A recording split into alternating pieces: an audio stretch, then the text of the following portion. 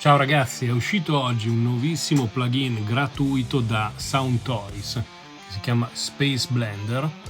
È un riverbero ma non ha nulla di normale, adatto per sound design, produzioni e ovunque vogliate creare un effetto atmosferico e speciale.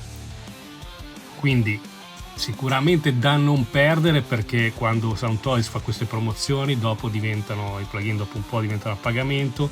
Quindi andate sul sito soundtoys.com e scaricatelo subito. Ciao!